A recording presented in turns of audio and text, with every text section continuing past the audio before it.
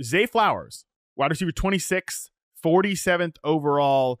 He is one that I can definitely see rising throughout the course of the process, because like, if you're just telling me without like saying the player, right? Like who the player is, anything like that, or any, just no names on the back of the jersey.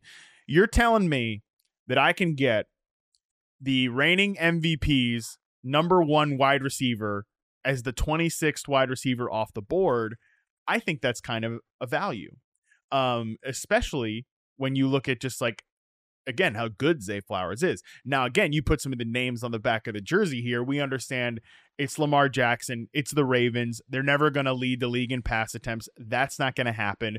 Mark, I also said number one wide receiver because like Mark Andrews is probably still, I would imagine, the number one target on the team. Although I'm not going to write that in pen, just because like typically if a wide receiver takes that big step forward and jumps into the superstar tier, they can pass up that number one tight end. And then you look at Zay Flowers, though, like how he lines up with Lamar Jackson. I think this is super important. I tweeted about this morning.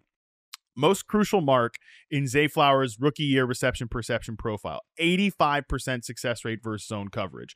That falls at the 90th percentile in reception perception history. It would have ranked 4th if it was among the players charted in 2020. Zay Flowers, damn good at beating zone coverage. Lamar Jackson going to face a lot of zone coverage every year because teams are terrified of turning their back to him and playing man coverage. There are some issues kind of that Zay Flowers needs to work through against man coverage, but he's solid against man coverage. So I think the key here, Tara, is like, I think Zay Flowers is good. I think we all agree Zay Flowers is good, but how high can he fly? Like how good of a player can he be? Can he reach that superstar tier? And I think that's going to be fascinating to see, again, see him like where he ends up going from an ADP perspective. Because I just look at some of the guys going ahead of him and I can easily tell myself a story of how Zay Flowers outproduces them.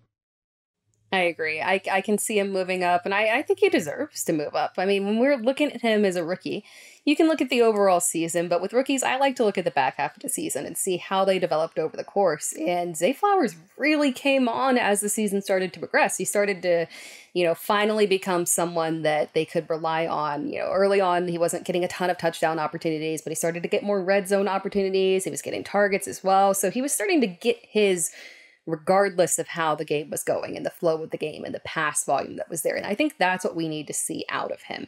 We know that targets are probably going to lean favorably towards him compared to a guy like Rashad Bateman. Him getting re-signed probably favored Zay Flowers in terms of keeping that offense secure as it is and letting Zay Flowers have that wide receiver one role where he is receiving the most volume. Again, Mark Andrews being the factor there in terms of targets. But seeing him finish off so strongly with the touchdowns as well was what really encouraged me, and that I think we should see a positive progression for him as we carry over into this season. So I'm comfortable with him at his ADP. I think it could rise up a little, and if it rises up a little, I'm not going to be scared of it. I'll lean into it.